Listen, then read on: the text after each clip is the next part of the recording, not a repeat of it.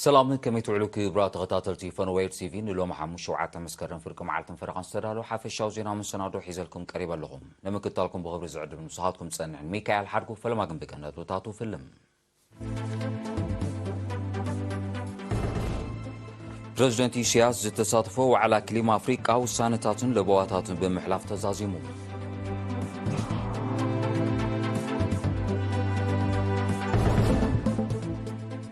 بريزيدنت سياس اب نيروبي مستفلالو حلفت تكالات ركباتا كايدو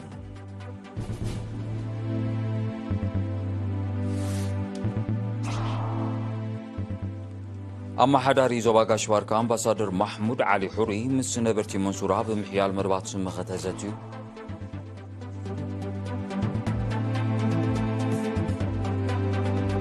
أب زيناتات وطاي بعلوا كاب سلطان زتالي بريزيدنت غابون علي بونغو بنصا كنقساسنا وطا كجيشن تفقيدلو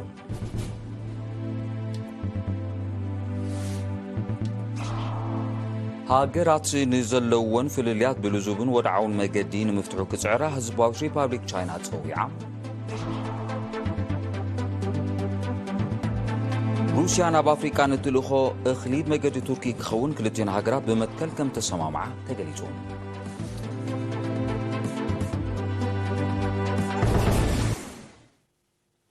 زرزو زينا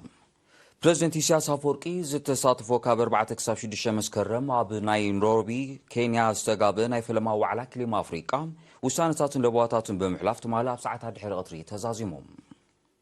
أمزازمي نايتي لعلي عسرا مرحت هاجرات كمون ودو حورات هاجراتن حبرت أفريقيان زركبهم حالفتي أهجراوين زباوين ودباتن تكالاتن زتصادفوا وعلى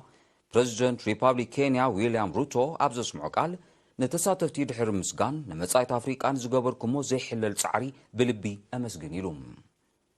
بريزيدنت روتو اسعيبو كابزي وعلا بزح طقام حساباتن امامتاتن كم ترخبه بمتقاس صعبينات كليما ولوطي نممكات ابن كايدو زلنا قالسي افريقان زلو عدلات بزغبا كتقملو اتحساسيبهم زي كم زيلن كولو بريزيدنت إسياس أفورقي غون توعلا ابستودب فولي اخيباتات كم تساتفه لوخات مينستر زينا حبيروم بريزيدنت إسياس بحمش مسكرم أبز سمعون تنكتات كلمة ولوطي أب أفريقيان كبي صعبيناتون كمون مرقصن ريتون إيرترا أب ممكاتو زنتصر مدرة كبير بدوهتات كلمة ولوطين مقطام أفريقيا بكندي إيدا نمتتتاون بالشو تقباراتن باب زرحو تكابو لقستي زبها الوغنات زرقح تصقاتاتا بمقوسوغاس مدباتا كتتقبر ممحتانو ززكاريون بريزيدنت إسياس أفورقي بريزيدنت ريبابليك كينيا ويليام روتو بزغبرو العدمه مسرت بربعه مسكرمي ناب كينيا جيشوم ناب كالزيناب سنسقم بريزيدنت إسياس أفورقي تمارشي ديش مسكرم اب كتما نيروبي مسمى حداري بروجرام لمعات ودو حورات هاجرات آشيم ستينجر بريزيدنتنا بومبر بايتو بورد دايركتوراتن افري اكزيم بانك دكتور بنديكت اوكي كمون مس امخاريت صتان صعاتن بريزيدنت كينيا مونيكا جوما تراقبو زتيوم بريزيدنت إسياسنا محراري بروجرام لمعت ودو حورات هاجرات آشيم ستينجر أب زغبرو ركب أب قداي سلام سودان تمايايطوم بريزيدنت إسياس ودو حورات هاجرات أب قداي سلام سودان ترؤ كعبن مسغرو أب هاجرات تلازيبو كسر كم زغبا أزخاغيروم أب إيرتراز السلاسة زلو مدبات لمعت عملكتهم أب زغبرو زتدما مستر آشيم بروجرام لمعت ودو حورات هاجرات مس بانك لمعت أفريقيا بمتحجاز مربات لمعات إيرترا كم زدقفون إيرترا كبتصح مرب كم زلوون قليصوم زي كازي بريزيدنت إسياس مس بريزيدنتنا بومبر بورد دايركتوراتن افري اكزيم بانك دكتور بنديكت اوكي اب زغبرو ركب اتتكال اب مربات لمعات إيرترا بزعبا زبركتلو مجدي تمايطوم دكتور بنديكت بتوساغي إيرترا كم زبتصح حبيروم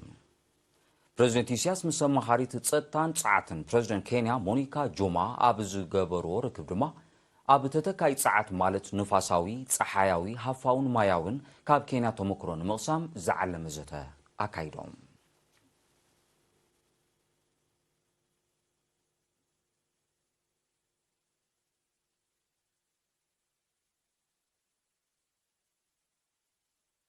قوامي لو خيرتا بحبرات هاجرات نتغنى أمنستي أب العلي إيرترا نزملكت مجلسي أوتيوم ملو تحستو كاتيلو كقربيوم ጠቓና ኣምነስቲ ኣብ ልዕሊ ኤርትራ ይቕጽል ቋሚ ልኡኽ ኤርትራ ኣብ ሕቡራት ሃገራት ኒውዮርክ ክስታት ኣምነስቲ ኣብ ልዕሊቲ ብዲስፕሊንን ስልጡን ባህልን ዝልለ ሓይልታት ምክልኻል ኤርትራ ዝውሓት ትሕዝቶ ይኹን ቁም ነገር ስለ ዘይብሉ ኤርትራ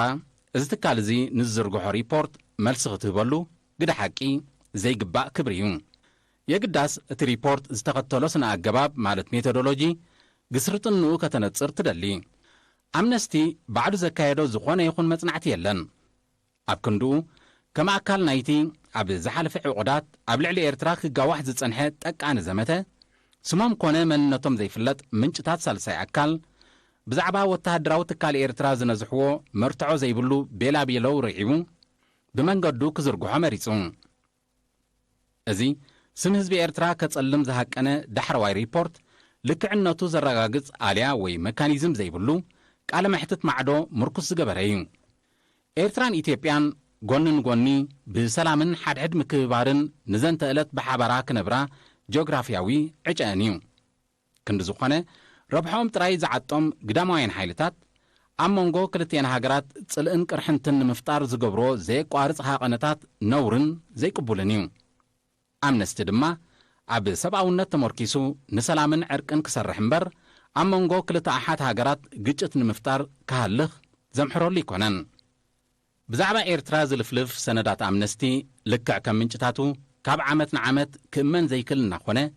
እኳ ደኣ ፎክሰት ናይቲ ትካል እናጉልሐዩ ክመጽእ ጸኒሑ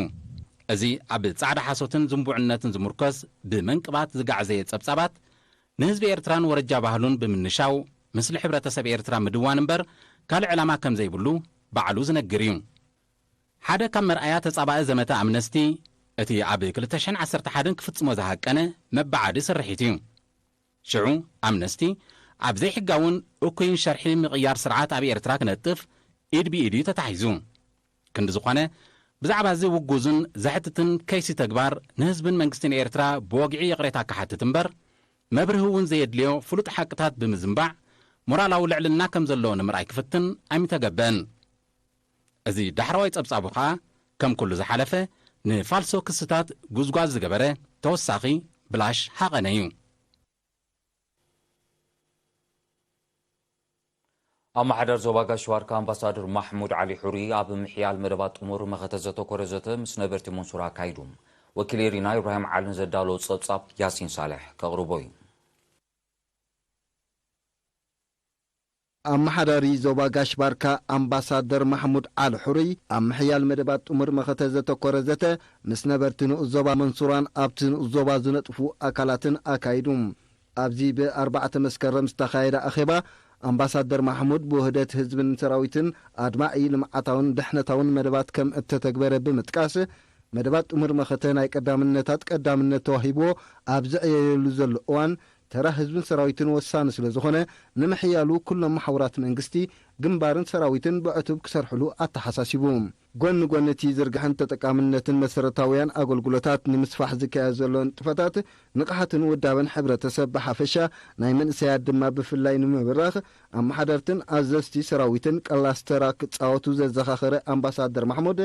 ሓሊፉ ዝረአ ናይ መሬት ክርክር ንምፍታሕ ዓበይቲ ዓድን ዝምልከቶም ኣካላትን ብውህደት ክሰርሑ ተላብዩ ተሳተፍቲ ብወገኖም መደባት ጥሙር መኸተ ንምዕዋትን ተሳትፎ መንእሰያት ኣብ ኩሉ ዓማማት ንምርጋጽን ብንቕሓት ከም ዝዋስኡ ብምግላጽ ዝውጠኑ መደባት ዓሚቕ መጽናዕቲ ክካየደሎምን ተሳትፎ ማሕበራት መንግስቲ ብዘዕቢ ኣገባብ ክትግበሩን ተላብዮም ንሳቶም ኣስዒቦም ኣብቲ ንኡስ ዞባ ዘሎ ሕፅረት ትካላት ማሕበራዊ ኣገልግሎት ከከም ቀዳምነቱ ፍታሕ ክናደየሉ ኣብ ገለ ከባቢታት ዝረአ ብኢደ ወነንካ መሬት ናይ ምግባት ፈተነታት መግቲኢ ክግበረሉ ከምኡውን ዕድሚኦም ንትምህርቲ ዝኣኸለ ግንካ ኣብ ትምህርቲ ዘየለዉ ተምሃሮ ዕቱብ ቆላሕታ ክወሃቦ ዝብል ርእቶታትን ለበዋታትን ሂቦም ኣብ ሰፊሕ ከባቢታት ንዞባ ሻምበቆ ዝተረኣየ ኣንበጣ ገረብ ንምቁጻር ህዝብን ኣባላት ሚኒስትሪ ሕርሻን ሓይል ጻዕሪ የካይዱ ኣለዉ ነቲ ኣብ 15 ምምሕዳራት ከባቢ ዝተረኣየ ዕስለታት ኣንበጣ ገረብ ንምቁጻር ብጉልበት ሰብ ዝንጸግ መድሃኒት ብሰፊሑ ይጥቀሙ ከም ዘለዉ ዝሓበረ ወኪል ቤት ጽሕፈት ሕርሻ ኣብቲ ንኡስ ዞባ ኣቶ ህንጻ ብርሃነ ንዕዙዝ ተሳትፎ ህዝቢ ሞጊሱ ንዝያዳ ድማዕነት ህዝቢ ኣብ ከባቢኡ ዘሎ ኩነታት ብዕቱብ ክከታተልን እዋናዊ ሓበሬታን ዝምልከቶ መምሕዳር ወይ እውን ቤት ጽሕፈት ሕርሻ ከመሓላልፍን ድማ ኣተሓሳሲቦም ኣብቲ ናይ ምቁፅጻር ዕማማት ዝሳተፉ ዘሎ ነበርቲ በጎኖም እቲ ተርዮ ኣብ ትሕቲ ቁፅፅር ክሳብ ዝኣቱ ብዝሓይለ ክነጥፉ ምዃኖም ኣረጋጊጾም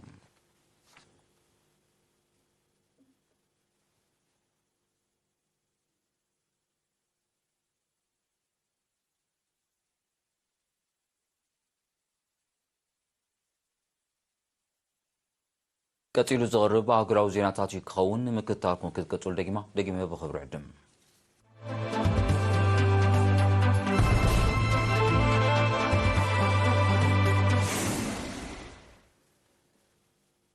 ዜናው መሰናዶ ኤርቲቪ ናቐጽለይ ክብራት ዓዘብቲ ስለምክትታልኩም ኣዝየ መስግን ዜና ወጻኢ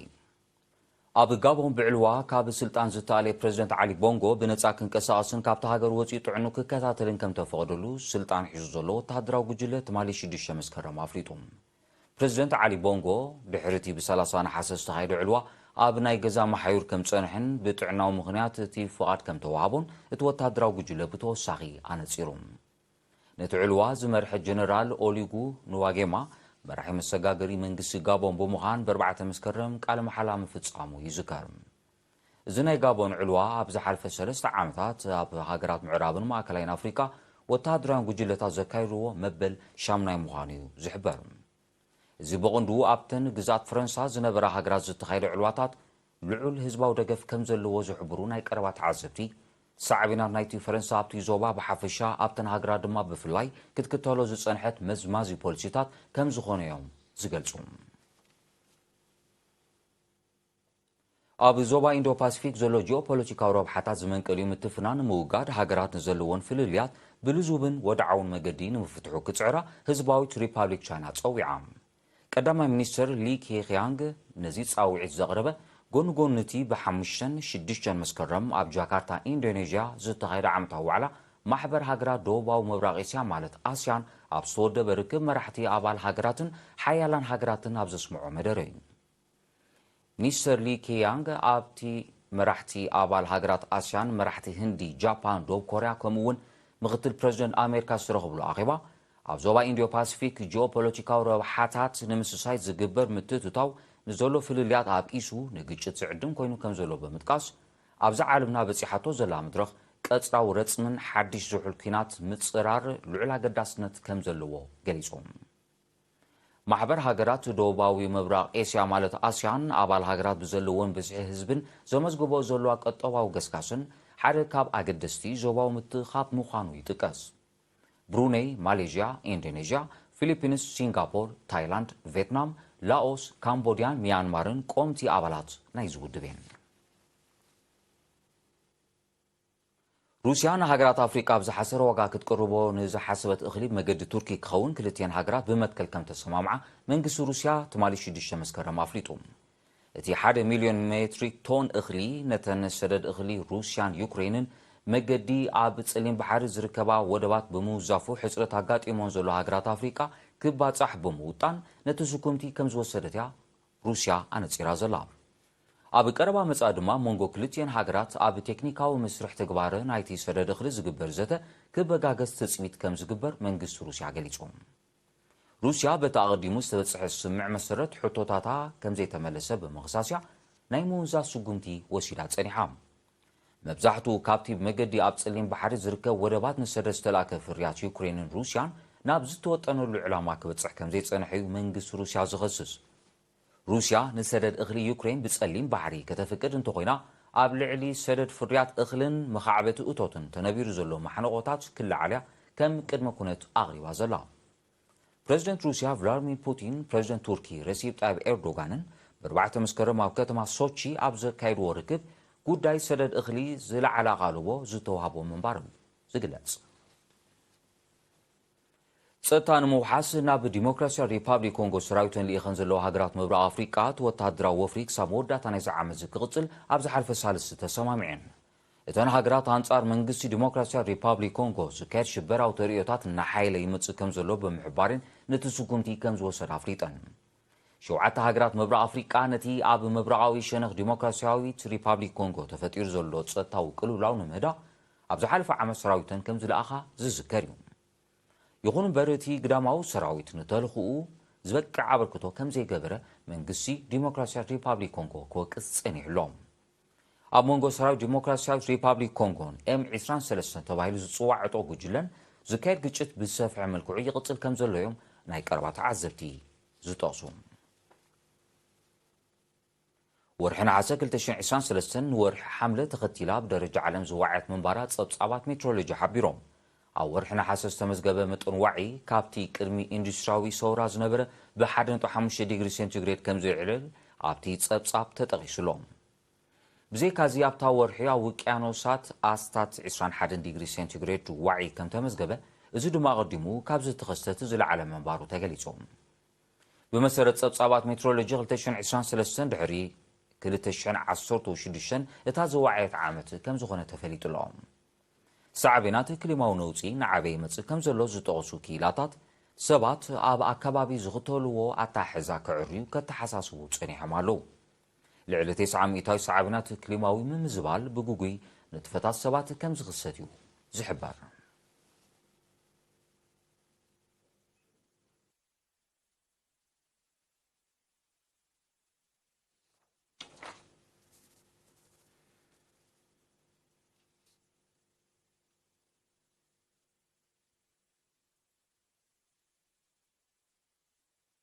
زيران من زامار سازينا كرقم لكم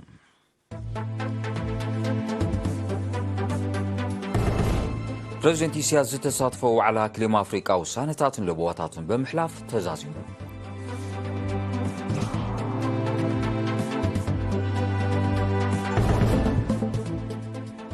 بريزيدنت سياز أب نيروبي مستفرالو حالفتي تكالات ركبا كايدوم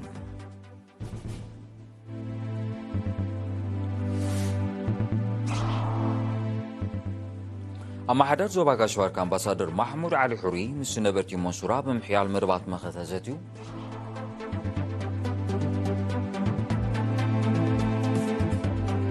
أب زيناتات وصاي بعلوا كاب سلطان زتالي بريزيدنت غابون علي بونغو بنصا كنقسقسنا وصا كجيشن تفقيدلو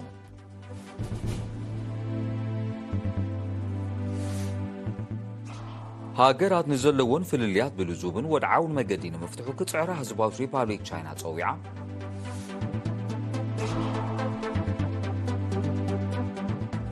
روسيا ناب أفريقيا نتلو خوخلي مقد تركي كخون كلتين هاجرات بمكل كم تسمى معاه تقليسون